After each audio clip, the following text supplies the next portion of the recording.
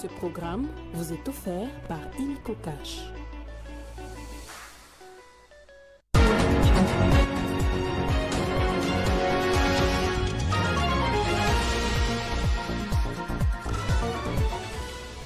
Au sommaire de ce journal, changement de la constitution RDC, le Front commun pour le Congo dit non et appelle toutes les forces politiques et sociales et prises de paix et de justice à se mobiliser pour barrer la route à ce projet. À l'IGF, l'inspecteur général chef des services, Jules Alinguete, a échangé ce lundi avec le patron de l'espace 50, Jean-Marie Kassamba, dans le cadre de l'émission JMK Rencontre. Jules Alinguete promet de continuer sans relâche dans la lutte contre le détournement des deniers publics. Et puis, ouverture ce lundi de l'année académique 2024-2025. La cérémonie officielle s'est déroulée au sein de la Haute École de commerce de Kinshasa. Comme à chaque reprise des cours, il a été aussi question de présenter les nouvelles instructions académiques. L'info, c'est l'heure sur Télé 50. Bienvenue à tous. À la une de l'actualité, le Front commun pour le Congo oppose un non catégorique au projet de révision de la Constitution RDC. Dans un communiqué rendu public dimanche, la plateforme politique, chère au président honoraire Joseph Kabila, appelle toutes les forces politiques et sociales et prises de paix et de justice à se mobiliser pour barrer la route à ce projet.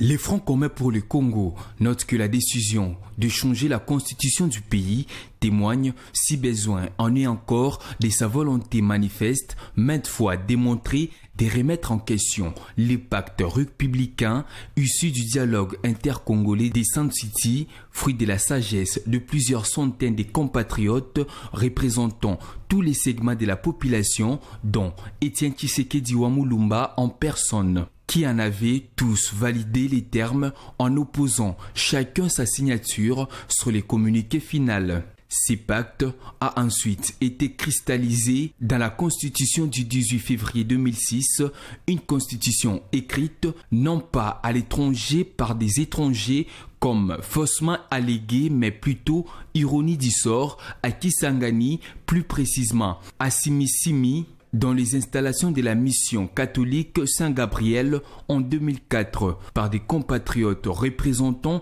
la diversité de la nation congolaise avant d'être massivement adoptée, soit à plus de 85% par référendum populaire, lui conférant ainsi la plus grande des légitimités. Pour les FCC, par-delà les arguments fallacieux servis au peuple, les véritables objectifs de ces projets de changement de constitution est clair, à savoir l'instauration d'une présidence à vie omnipotente par les verrouillages des dispositions constitutionnelles intangibles, singulièrement celles relatives au nombre et à la durée des mandats présidentiels et aux prérogatives des provinces et des entités territoriales décentralisées.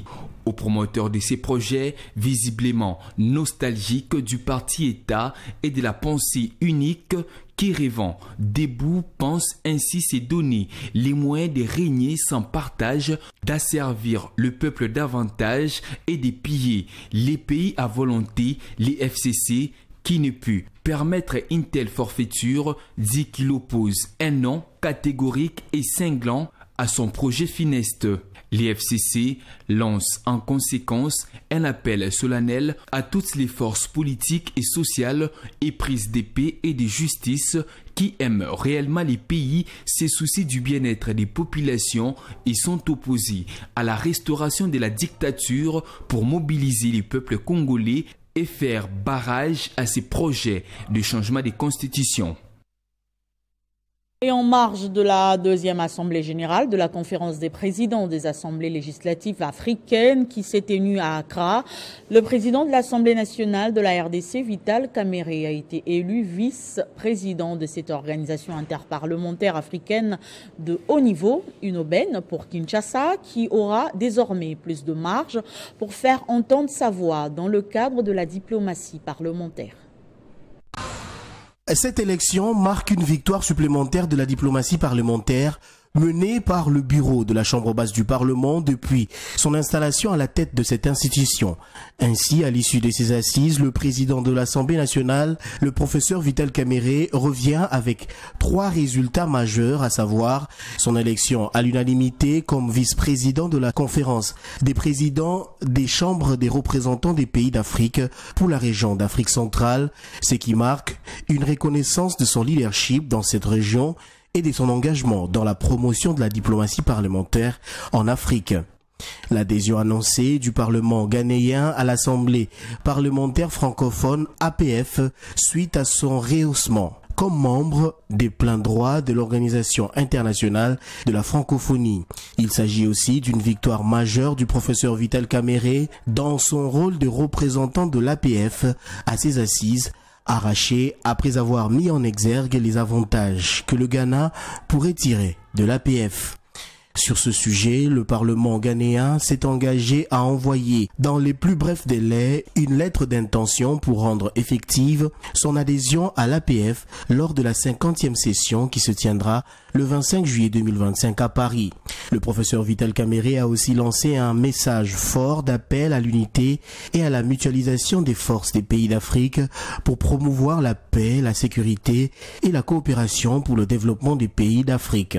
Il faut noter que le Ghana a été désigné à l'unanimité au poste de présidence de la COSPAL, pendant que l'Ouganda a été élu au poste de vice-président pour l'Afrique de l'Est, le Bénin vice-président pour la région d'Afrique de l'Ouest et l'Algérie vice-président pour l'Afrique du Nord. Je l'annonçais au sommaire, le directeur général de l'Espace 50, Jean-Marie Kassamba, a été reçu ce lundi par l'inspecteur général chef des services de l'IGF, Jules Alinguete, dans le cadre de l'émission JMK Rencontre.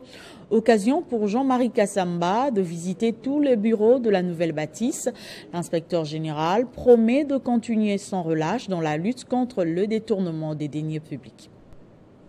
Après l'inauguration du nouveau bâtiment administratif de l'inspection générale des finances portant les noms de Tienne Tshisekedi Mulumba, Jean-Marie Kassamba, directeur général de l'Espace 50, dans le cadre de sa prestigieuse émission JMK Rencontre, a été reçu par l'inspecteur général et chef des services Jules Alinguete. Je suis venu exceptionnellement pour m'enquérir de ce bâtiment construit par l'inspection générale des finances en quelques mois. Et comme nous sommes à la fois à la recherche de la bonne information pour constater exactement ce qui est fait, je vous demande de me suivre à l'IGF. On est à Kinshasa. Après un entretien fructueux, le directeur général de l'Espace 50 a visité les nouveaux bâtiments bureau par bureau. Cette bâtisse compte 160 bureaux personnels meublés, 6 salles de réunion, un amphithéâtre de plus de 250 places assises, des parkings aériens et plusieurs autres compartiments utilitaires. À cette occasion, l'inspecteur général chef des services Jules Alinguete est persuadé que la lutte contre les détournements des deniers publics constitue un préalable à l'amélioration de la gouvernance publique, gage de tout développement et de tout progrès social. Au nombre de 55, en 2020, les inspecteurs des finances ont vu leur effectif quintuplé grâce au rajeunissement du corps des inspecteurs à travers les recrutements effectués entre 2020 et 2021. À ce jour, l'IGF compte 225 inspecteurs, dont 55 inspecteurs généraux, 170 inspecteurs et un inspecteur principal. Organisé en brigade, les corps des inspecteurs de l'IGF est aujourd'hui les premiers services d'appui à la mobilisation des recettes publiques. En tant qu'organe supérieur des contrôles des finances publiques, l'inspection générale des finances effectue des missions de surveillance a priori et a posteriori. L'IGF est actuellement présente à la Banque centrale du Congo, à la Direction générale des douanes et accises, à la Direction générale des impôts DGI, ainsi qu'aux provinces et entités territoriales décentralisées. Parmi les grandes missions d'enquête réalisées par l'IGF figurent entre autres les démantèlements des cartes de crédit liées aux comptes de la BCC au profit des dignitaires, les contrôles des fonds Covid, les contrats chinois, la gestion des fonds de l'EPST et autres. Plus loin de Kinshasa à Washington, le ministre des Finances, Doudou Fwamba, a fait un bilan des réalisations de la RDC au troisième trimestre 2024 sur le plan macroéconomique. Il a aussi expliqué la volonté de la RDC de lutter contre la corruption, poursuivre la gratuité de l'enseignement à l'école secondaire et améliorer le climat des affaires, un véritable appel aux investissements pour le développement de la RDC. Regardez.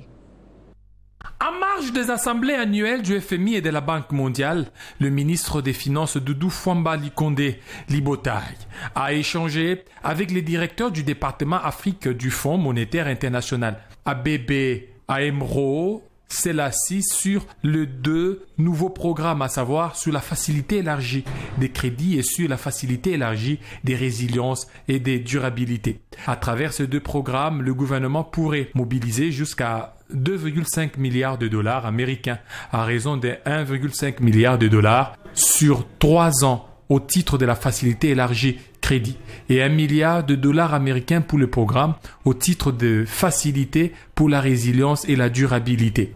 Pour la toute première fois de l'histoire, et c'est même la grande particularité de ce nouveau programme, Doudou Fwamba Likonde a sollicité auprès du FMI, au nom du gouvernement congolais, qu'une quotité de ce financement soit orientée vers des projets d'investissement public, lesquels auront un effet positif sur les vécus quotidiens des populations et contribuent ainsi à la réduction de la pauvreté. La RDC compte étendre la couverture de santé universelle déjà opérationnelle dans certains coins du pays, mais aussi assurer la prise en charge du nouveau-né, la mise en place de la gratuité de l'enseignement secondaire, la construction des infrastructures pour la libre circulation des personnes et des biens, l'utilisation des terres arables pour une agriculture saine et autres projets d'intérêt capital. Le FMI exprime clairement sa volonté de s'engager avec la RDC au vu de ses prouesses et réformes engagées.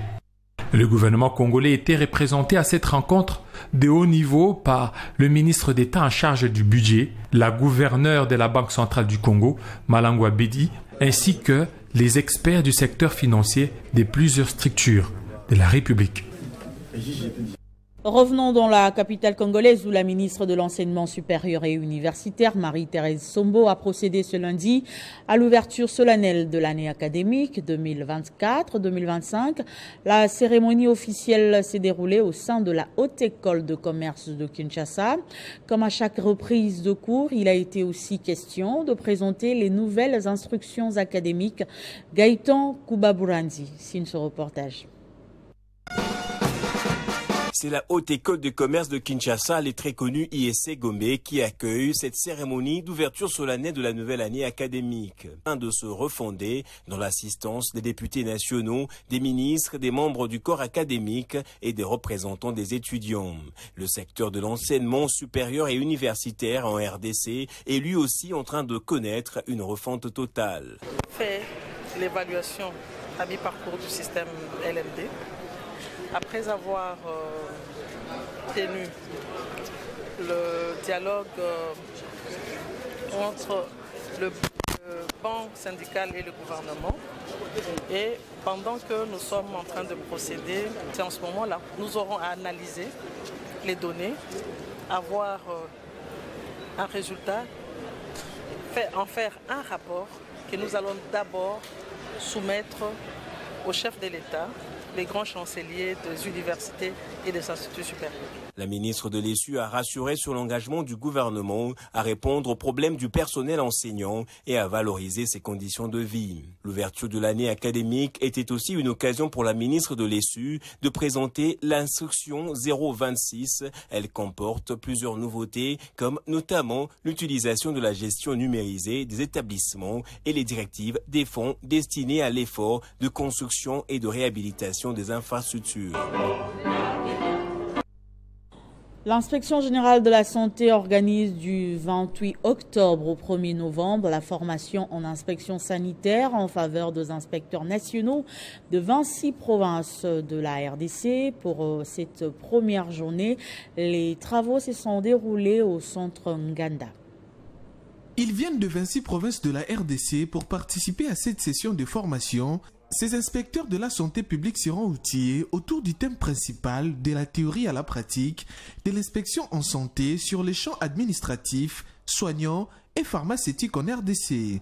Une formation assurée par l'école de haute études en santé publique des Rennes en France. L'objectif, c'est d'apporter des outils pratiques, des méthodes, de renforcer leurs compétences en matière d'inspection-contrôle, qui, je le rappelle, est un métier à part entière, qui nécessite une technique, une méthode, mais c'est surtout un métier à fort sens politique, qui nécessite que les acteurs soient outillés dans ce sens-là. En République démocratique du Congo, il y a eu des avancées notables qui ont été réalisées par rapport à la gestion, à l'analyse des signaux qui sont recueillis, que la population joue le jeu, signale des événements. Ces événements sont instruits. Du 28 octobre au 1er novembre, cette session en présence du coordonnateur de l'IGS, Kombadjeko, qui met son expertise pour contribuer à l'amélioration de ces services de santé de la population congolaise par ces services d'inspection-contrôle, sera également un moment d'échange d'expérience. Il y a des points pour lesquels nous devons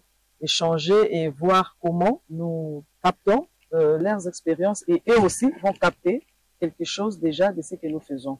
Et nous pensons qu'avec cette méthodologie, ça renforce la mise en œuvre des activités de l'inspection en RDC. La recherche d'une meilleure application de la réglementation applicable et d'une amélioration des qualités des soins demeure au centre de cette session de formation de renforcement des capacités. Sécurité routière, il suffit de circuler dans la ville pour se rendre compte de cette réalité. Les mototaxis sans casque qui pullulent dans les coins et recoins de la capitale constituent un réel danger pour les conducteurs et son client. Et à qui incombe la faute? Est-ce à la police qui ne veille pas à l'application de ces mesures prises par l'autorité urbaine? Élément de réponse dans ce reportage. À Kinshasa, le recours aux mototaxis fait partie désormais du quotidien des Kinois. Seulement, le comportement qu'affichent certains conducteurs moto laisse à désirer. Sur le terrain, le constat est inquiétant. À peine un seul conducteur sur 5 porte les casques ou fait porter à son client, ce qui constitue un réel danger à la fois pour les chauffeurs taxi-moto, mais aussi pour son client en termes d'accident. Ce sont les responsables de la police qui devraient en principe assumer cette responsabilité. Normalement, les motocyclistes devraient avoir des casques et donner aussi un casque pour son client. Et ils devraient aussi transporter un seul client. Il y a des mesures qui sont données par l'autorité de ville, mais malheureusement, il n'y a pas de suivi. S'il n'y a pas de suivi, alors rien ne peut marcher. Vous voyez par exemple, ce monsieur, vous voyez, il n'a pas une casque. Il a vraiment juste un chapeau là. Et puis il va transporter des clients au même moment. Ce n'est pas intéressant. Les autorités de la police doivent faire le suivi. La police qui devrait jouer son rôle en s'assurant de l'application des mesures prises par l'autorité urbaine est absente sur les terrains. Le port de casque, c'est une obligation pour tous ceux qui utilisent la moto. Parce que en cas d'accident, ça les protège contre le danger. Quand quelqu'un tombe de sa moto, la première chose qui cogne le sol, c'est sa tête. Donc c'est important pour lui-même comme pour le passager qui prend. Et je crois que l'État avait pris déjà une mesure contre ça. Et je ne comprends pas qu'on ne met pas ça en pratique. Je vois tout le monde, quelques rares sont encore en casque, mais les autres, bon, ils s'en passent. Et même nous autres, les âgés, nous clients, nous ne demandons pas ça, nous ne réclamons pas ça. Quand on veut monter sur une moto, dire donnez-moi aussi ma casque que je mette, ils n'en ont pas.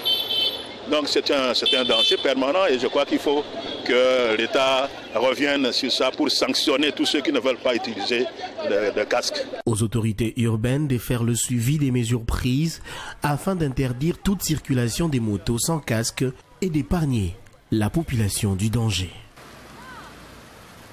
Créé le 6 juin 1959, le Commissariat général à l'énergie atomique totalise cette année 65 ans d'existence. C'est dans ce cadre qu'il organise du 28 octobre au 2 novembre une série d'activités pour marquer d'un saut spécial cet événement. C'est ce lundi 28 octobre que le ministre de la Recherche scientifique et Innovation technologique, Gilbert Kabanda, a procédé à l'ouverture de ces manifestations au CEPAS dans la commune de la Gombe. C'était en présence des directeurs de cabinet adjoints du président national du conseil scientifique, des membres du comité de gestion, des chercheurs, techniciens et personnel administratif du commissariat général à l'énergie atomique, ainsi que d'un parterre d'invités venus de plusieurs horizons, que le ministre Gilbert Kabanda a donné le goût des activités commémoratives du 65e anniversaire du CGA. Prenant la parole, le commissaire général à l'énergie atomique, le professeur Dr Steve Mwanza Kamunga, a circonscrit le contexte de la célébration de cet anniversaire en détaillant différentes activités qui vont avoir lieu. Demain, on vous exposera les activités actuelles du CGEA, les projets sur lesquels on travaille.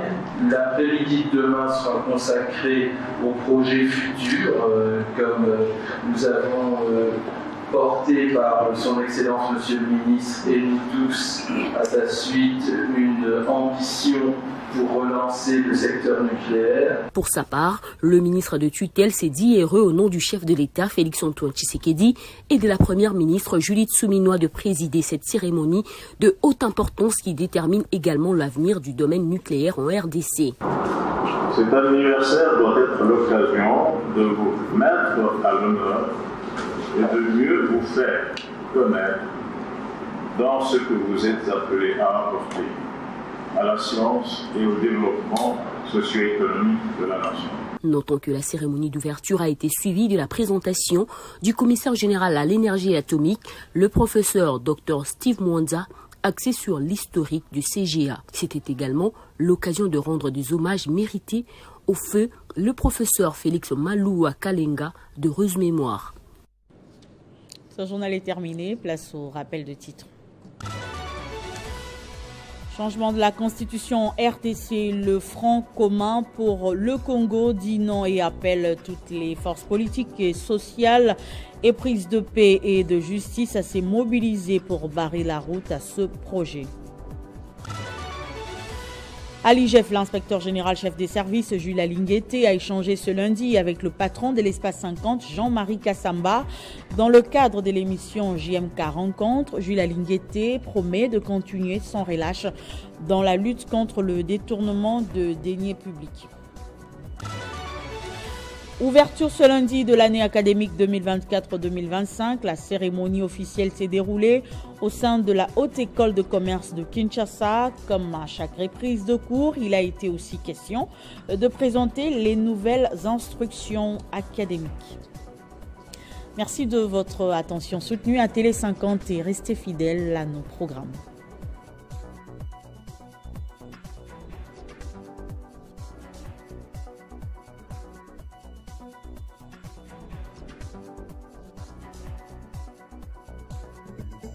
Retrouvez toute l'actualité en continu sur www.tele50.cd. Ce programme vous a été offert par Illico Cash.